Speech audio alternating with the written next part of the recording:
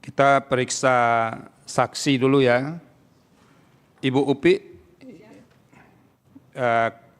ini kalau dari ringkasan yang disampaikan ke kami, Ibu akan menerangkan penyampaian keberatan atau catatan kejadian khusus pada rekapitulasi di tingkat nasional. Silakan Bu, apa yang terjadi? Bismillahirrahmanirrahim. Assalamualaikum warahmatullahi wabarakatuh. Waalaikumsalam. Yang mulia seluruh hadirin yang saya hormati di ruangan ini, pada waktu tanggal 9 Maret itu rekapitulasi nasional dan saya hadir sebagai saksi mandat. Pada saat itu saya mengajukan keberatan tentang keterwakilan perempuan 30%, keterwakilan 30% perempuan di Dapil 6 Gorontalo. Oke. Apakah keberatan Ibu itu hanya Dapil 6 Gorontalo atau dapil-dapil lain juga di Indonesia? Hanya Dapil 6. Oke. Padahal banyak juga dapil Bu ya yang tidak memenuhi kuota 30% perempuan ya. Betul Yang Mulia, tapi Ya. kami tidak memiliki data untuk itu. Ini hanya datanya di Dapil 6 Gorontalo. Betul Yang Mulia. Oke. Apa lagi yang mau disampaikan? Memang pada saat itu kami sempat diprotes. Mengapa kami menyampaikan keberatan tentang keberatan itu kami sampaikan di tingkat pusat, tidak di tingkat provinsi, gitu ya. Ya. Tetapi kemudian kami mengatakan bahwa karena kami kebetulan bertemu dengan KPU pusat, ketua KPU pusat, dan selama ini kami tidak ada penyelesaian, tidak ada ketegasan dari KPU provinsi terkait dengan parpol-parpol yang tidak memenuhi kuota 30% perempuan. Pada saat itu alhamdulillah ketua KPU pusat menerima dengan baik keberatan kami dan kata beliau itu konkret yang saya sampaikan dan insya Allah akan menjadi berita acara yang akan menjadi bagian berita acara di DPRD provinsi, begitu. Oke, jadi keberatan Ibu dicatat, lalu akan jadi keberatan. Dan akan menjadi keberatan. Hanya sampai di situ saja. Kami mengisi pernyataan keberatan dan pernyataan keberatan itu juga ditandatangani oleh ketua KPU pusat.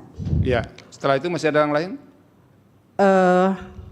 Memang pada waktu itu kami berharap, sempat kami tanyakan kepada ketua KPU bahwa apakah kasus ini hanya akan sampai pada selesai, tapi bisakah kami menyelesaikan ini di MK?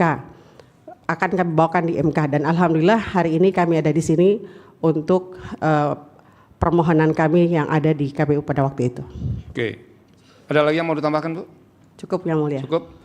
Ibu Nur Entin Lasabuda mau menerangkan soal penetapan daftar calon sementara di Gorontalo atau sama keterangannya dengan Ibu Upi?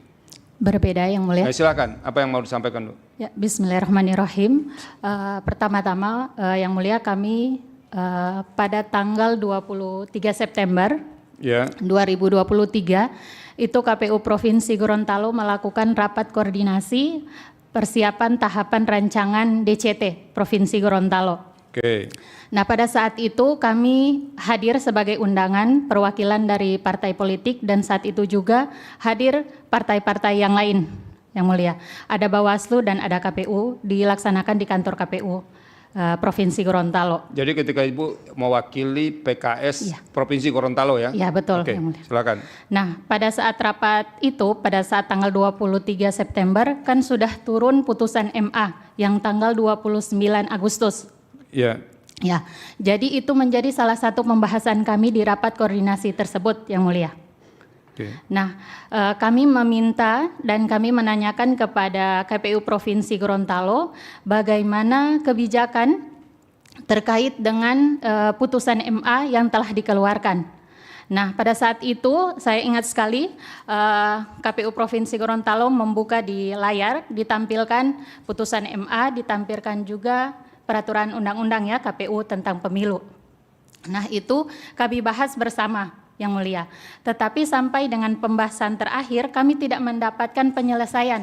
Yang kami tanyakan, apakah putusan MA ini akan diberlakukan saat ini, saat pemilu kemarin, ataukah diberlakukan nanti ke depan?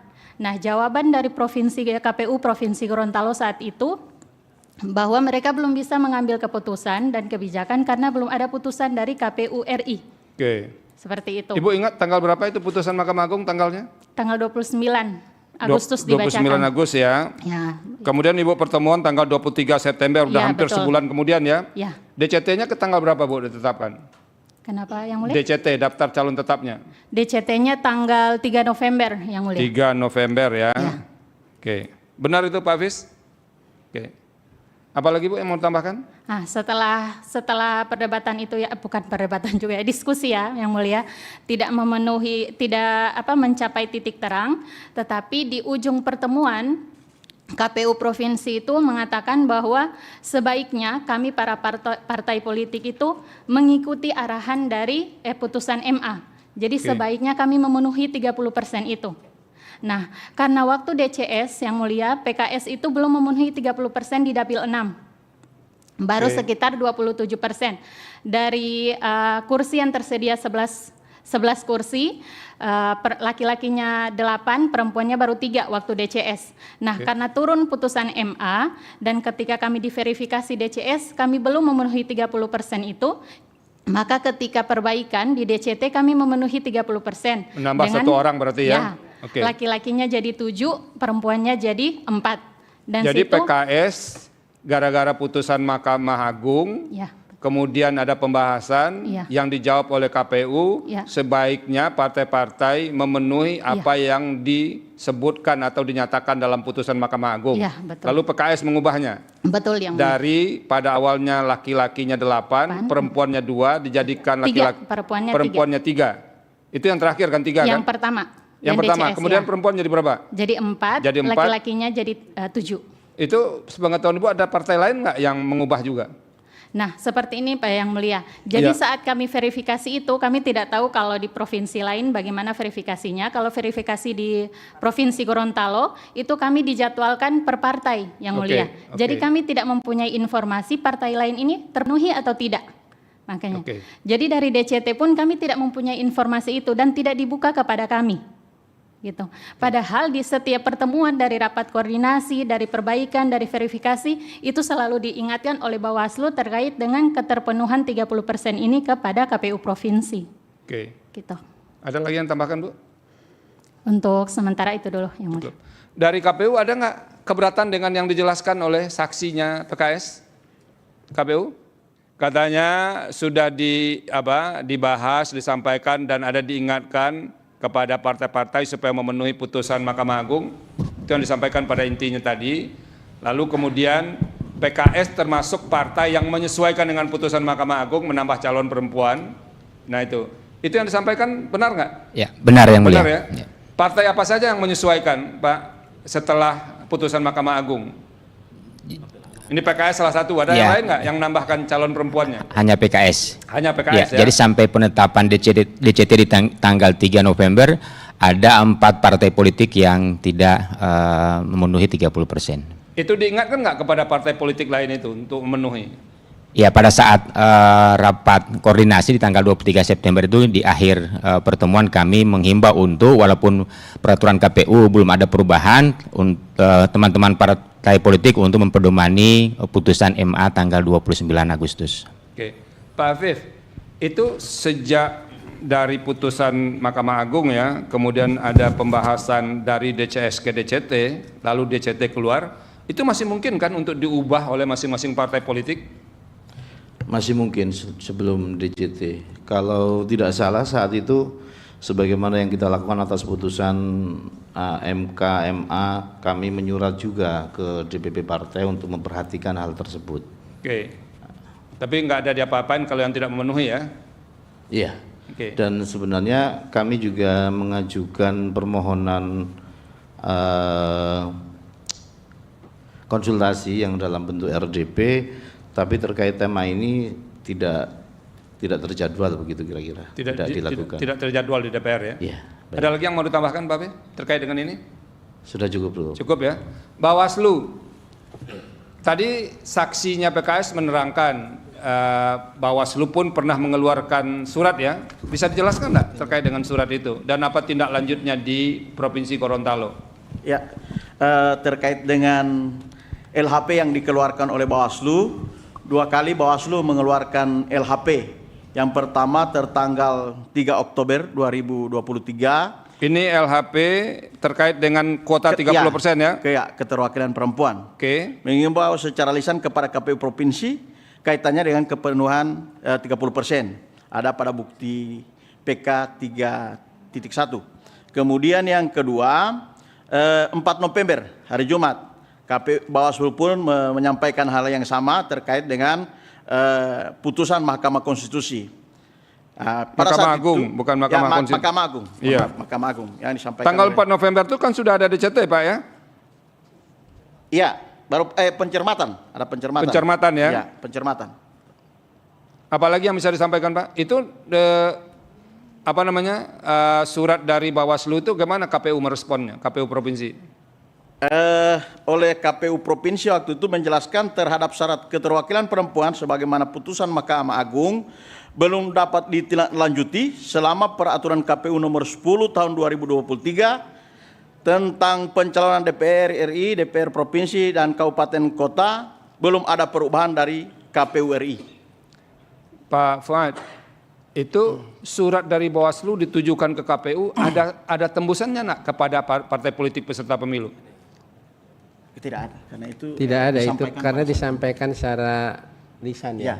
Oh, disampaikan secara lisan ya. Jadi hanya saja memang yang mulia ya, yang silakan. menjadi catatan terkait ini memang pernah ada laporan terkait kuota 30% keterwakilan dan kebetulan diajukan laporan ke Bawaslu melalui pelanggaran administrasi ya. Dengan nomor laporan 010 dan seterusnya. Ini kita sudah mengeluarkan putusan. Pada saat itu saya bacakan putusannya ya, menyatakan terlapor terbukti secara sah dan meyakinkan melakukan pelanggaran administrasi, kemudian memerintahkan kepada terlapor untuk melakukan perbaikan administrasi terhadap tata cara prosedur dengan menindaklanjuti putusan MA nomor 24, kemudian memberikan teguran kepada terlapor untuk tidak mengulangi perbuatan yang melanggar ketentuan perundang-undangan. Itu ada dijadikan bukti nggak, Pak? Ada ya? Kalau nggak nanti diserahkan ke kami saja untuk menambah argumentasi. Ya, bisa ditambahkan. Ya, nanti tolong ya petugas persidangan nanti diminta yang dari Bawaslu. Ada yang lain lagi yang mau dijelaskan terkait dengan ini? Bawaslu Gorontalo? Pak Fuadi ada lagi? Cukup yang mulia. Dari saksi ada lagi yang mau ditambahkan? Silakan Bu. Iya, yang mulia. Iya, yang mulia. Alasan kenapa saya mengajukan keberatan karena dengan diloloskan parpol-parpol yang tidak memenuhi kuota 30% perempuan itu, maka terjadi selisih suara di Dapil 6. Kalau selisih suaranya nggak usah Bu, itu biar aja, itu urusan kami nanti. Oh siap. Tapi paling tidak dengan parpol-parpol yang tidak memenuhi kuota suara itu, maka kami PKS itu tidak mendapatkan kursi di Dapil 6. Oke. Begitu. Sesuai dengan permohonan ya. Iya, siap. Oke, yang mulia ada yang mau mendalam? Pak Arsul, disilakan. Terima kasih yang mulia Pak Ketua Panel. Sedikit ya, ini untuk Ibu Nur Entin Lasabuda ya, karena Ibu dari Gorontalo ya Bu ya. Oke, Bu, saya mau tanya, apakah di Dapil Gorontalo baik untuk provinsi maupun kabupaten kota yang ada di provinsi Gorontalo itu PKS semua memenuhi keterwakilan perempuan 30%?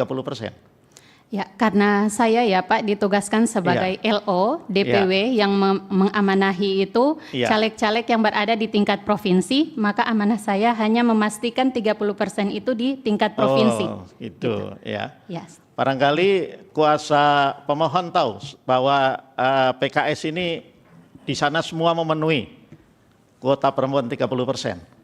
Kalau untuk di provinsi itu memenuhi yang mulia. Ya, kabupaten kota? Kabupaten kota kami tidak tahu. Oh, tidak tahu ya. Ini karena kata pihak terkait ini pemohon tidak konsisten ini. Ya. Ada beberapa yang pemohon juga tidak memenuhi kuota 30% ya. Di mana ini? Di Dapil Kota Gorontalo 2, Bone, Bolango segala macam lah. Kalau dapat kursi nanti terus kursinya dipindah ke partai lain nggak rugi, ya? Atau karena nggak dapat kursi maka yang ini menggugat ke MK, gimana itu? Ya. Pemohon mau kalau kemudian Mahkamah mengikuti pemohon bahwa kalau PKS yang tidak memenuhi dan dapat kursi, kursinya dipindahkan ke yang memenuhi kuota perempuan. Sesuai dengan permohonan kami yang mulia, bahwa yang diajukan oleh pemohon itu sepanjang di Dapil 6 Gorontalo. Jadi pokoknya yang untung gitu ya. Oke. Ya oke. Saya kira itu penting ya, karena kita itu ingin agar kesadaran bahwa terpenuhinya keterwakilan perempuan itu bukan soal untung rugi partai politik di satu dapil ya, tapi itu harus jadi kesadaran kita semua ya. Itu sekira itu tambahan saya gitu ya. Untuk saksi Pak Wakil cukup. Boleh saya izin menjawab? Ya, menambahkan? silakan. Ya. Setiap kali kami berdiskusi tentang keterwakilan perempuan itu masing-masing KPU daerah itu beda-beda. Enggak, yang saya tanya bukan itu Bu. Yang saya tanya adalah apakah PKS juga istiqomah memenuhi semua syarat keterwakilan perempuan yang minimal 30% itu. Kalau untuk Dapil Gorontalo, Provinsi Gorontalo 100% yang mulia. Oh iya, itu yang saya tanya bukan Gorontalo semuanya. Gitu. Terima kasih. Ya. Terima kasih Yang Mulia Pak Arsul. Yang Mulia Pak Ridwan, cukup. Ada yang mau ditambahkan Pak Hafiz terkait dengan ini? Silakan. Bisa langsung bertanya ke saksi. Silakan kalau ada pertanyaan. Baik. Ini pertanyaan dari pihak lagi ya, termohon, pihak terkait, silakan. Untuk yang saksi Ibu Upi berarti dari DPP. DPW. Oh DPW. Saya mau memastikan tadi yang katanya ketemu Ketua KPU RI. Ya. Itu di mana ya? Di rekapitulasi tingkat nasional. Oh, jadi sudah direkapitulasi tingkat nasional, bukan di saat pencalonan atau daftar DCS itu DCT itu ya? Ya. Oh, jadi posisinya sama dengan saksi kedua yang nanti saya akan tanya. Pertemuan itu terjadi pas rekap nasional sudah ada hasil gitu ya.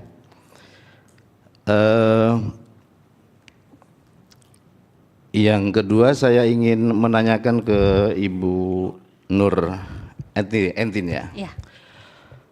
Apa benar Ibu tidak tahu daftar calon sementara, daftar calon tetap, caleg-caleg semua partai di Gorontalo? Tadi kan memberi keterangan bahwa saya hanya tahu daftar calonnya PKS. Apa benar Ibu nggak bisa lihat dan nggak bisa tahu nama-nama daftar calon yang lain? Ya, terima kasih atas pertanyaannya. Jadi Pak, kami diverifikasi itu kan per parpol. Jadi kami dijadwalkan misalnya pada kami waktu pengajuan pengajuan DCT itu tanggal 2 Oktober itu dijadwalkan di satu hari itu ada parpol apa saja. Nah itu masuk ke ruangan verifikasi KPU Provinsi itu per parpol dan diverifikasi berdasarkan partai politiknya. Jadi kami tidak mendapatkan data partai politik apa saja yang tidak memenuhi. Nah, jadi maksud saya setelah itu diumumkan kan sebenarnya itu bisa diakses. Ini saya mau jelaskan Pak. Ya. Jadi setelah DCT itu kami dapat, kan kami dapat penetapan DCT itu tanggal 3 ya Pak. Tanggal 3 November itu penetapan DCT. Setelah kami dapat DCT itu dan kami cermati, karena kami tidak ada data, baru saat itu kami mempunyai data, kami mencermati ternyata ada banyak partai politik yang tidak memenuhi 30% di anggota DPRD provinsi, begitu. Selanjutnya yang mulia saya ingin nanya, karena Ibu ini saksi di tingkat DPW, apakah Ibu juga punya kewenangan atau tugas untuk memastikan caleg-caleg atau pencalegan di tingkat dapil kabupaten kota di Gorontalo? Tidak. Tidak. Ya. Apakah Ibu tahu bahwa ada dapil-dapil di Gorontalo yang tidak semua caleg PKS itu terpenuhi keterwakilan 30% perempuan? Tidak. Atau apakah Ibu tahu bahwa semua caleg PKS di Kabupaten Kota se-Gorontalo itu terpenuhi 30% perempuan? Ya, jadi semenjak kami hadir dari rapat koordinasi dan disampaikan KPU untuk untuk sebaiknya partai politik itu memenuhi 30% keterwakilan perempuan. Nah, hasil itu kami bawa ke tingkat DPW, ke pengurus DPW Provinsi Gorontalo PKS. Nah, dari pengurus DPW PKS menyampaikan kepada kami selaku LO DPW untuk segera memenuhi keterwakilan perempuan di tingkat provinsi. Nah, itu koordinasinya cuma ke kami, Pak, ke tingkat provinsi. Jadi kami tidak jalur koordinasinya tidak sampai langsung ke kabupaten kota. Karena Baik. kabupaten kota itu mereka rapat koordinasi dengan KPUD-nya masing-masingnya lagi, Pak, begitu. Baik, sebagai informasi yang mulia, ada 3 dapil ya yang menurut teman-teman provinsi KPU yang tidak terpenuhi keterwakilan perempuan caleg-caleg dari partai PKS, yaitu dapil 5 Gorontalo Utara, kemudian dapil 3 Pahuwato, dan Bone Bolango di dapil 2. Ini sebagai informasi. Oke, terima kasih. Selanjutnya saya tadi yang pertama menambahkan keterangan yang tadi Pak Ketua, Yang Mulia, soal surat yang kita sampaikan kepada para pimpinan partai itu tertanggal 1 Oktober 2023 yang isinya 3 butir, diantaranya itu menyampaikan putusan MA kepada para pimpinan partai politik. Kita kutip pasal-pasalnya, dan yang poin ketiga, berkenaan dengan hal tersebut di atas agar partai politik peserta pemilu memedomani putusan Mahkamah Agung dimaksud dalam mengajukan calon anggota DPR, DPRD Provinsi dan DPRD Kabupaten Kota pada pencermatan rancangan daftar calon tetap. Jadi paling tidak di dalam majelis yang mulia ini kami ingin menyampaikan upaya yang dilakukan KPU terkait adanya putusan Mahkamah Agung terkait 30% syarat keterwakilan perempuan dalam pencalekan. Demikian. Ini mirip-mirip pelaksanaan putusan 90 ya? Siap, Yang Mulia. Ada semuanya tambahan, kita boleh? perlakukan sama. Sebar, Bu. Ya. Nanti dari pihak terkait ada yang mau ditanyakan? Pihak terkait atau sudah cukup? Cukup ya. Apa yang mau ditambahkan, Bu? Silakan, Bu. Ya, karena tadi disampaikan oleh KPU, maka kami menyambung informasinya. Jadi tanggal sesuai KPU surat itu ya, yang disampaikan KPU RI itu kami menerima surat itu di grup parpol politik bersama KPU itu tanggal 4 Oktober. 4 Oktober. Yang penting Padahal suratnya itu ada ya. suratnya tanggalnya 1 Oktober. Oke. Akhir batas pencermatan itu tanggal 3 Oktober, Yang Mulia. Oke. Tapi suratnya diterima di grup itu tanggal 4. 4, ya betul. Padahal akhir pencermatan itu tanggal 3 Oktober. Ya betul. Oke, makasih informasinya. Dari partai nggak ada, Bu ya? Partai yang ngirim ke Ibu? Dari PKS pusat misalnya, DPP PKS? Belum dapat. Nggak ada ya? Ya, nggak ada. Jadi ini lebih karena informasi yang didapatkan aja ya? Ya betul. Oke. Ada lagi yang mau ditambahkan, Bu? Cukup? Ibu? Cukup, terima kasih. Berarti sudah dirasakan cukup. Ini sebelum ke ahli nih, Pak Hafiz, bisa nggak dijelaskan nih proses tahapan DCT itu, dari DCS menuju DCT itu? Iya, sekilas saja saya sebenarnya lupa detailnya, tapi yang pasti berkait dengan DCS menuju DCT itu kan kalau kita lihat yang disampaikan Ibu Nur tadi kan, putusan MA ini kan 29 Agustus, kemudian kami bersurat 1 Agustus. Jadi hanya berselang langsung sehari 2 hari. 1 Oktober. 1 Oktober ya, 1 bulan setelah itu. Nah, dalam proses itu Yang Mulia, kami sebenarnya melakukan komunikasi juga untuk, karena PKPU sudah ada, maka untuk merubah PKPU kan tentu kita butuh namanya konsultasi yang kita tempuh. Nah, situasi itu berhadapan dengan situasi di lain pihak, misalnya saya tidak tahu apakah waktu itu reses atau bagaimana, yang pasti belum terjadwal sehingga sampai kemudian DCT ditetapkan. Yang kami lakukan yang kami lakukan sampai di tanggal 3 November itu ya surat tadi yang kami kirimkan, sambil ya kita pasti melakukan himbauan untuk memedomani putusan MA itu. Itu yang kami lakukan dari sisi kebijakan di KPU RI-nya. Oke. Ada lagi, Pak Hafiz? Yang tadi soal DCT? Dari DCS menjadi DCT kapan bisa diubah dan segala macamnya itu. Itu PKPU berapa ya yang pengaturan soal ini? PKPU 10. Oh iya, yang mulia saya ingin menyampaikan, kami juga menyampaikan atau meminta fatwa Mahkamah Agung terkait putusan ini. Ya. Dan jawabannya itu intinya diserahkan kembali ke KPU. Tapi dalam pembacaan kami ya nanti ahli bisa menambahkan, yang kami pahami ya apa yang kami pedomani sekarang menjadi kebijakan KPU itu. Oke, cukup ya. Nanti soal proses DCT bisa di PKPU 10 tahun 2023 berarti ya Pak Hafiz ya. Oke, terima kasih. Cukup?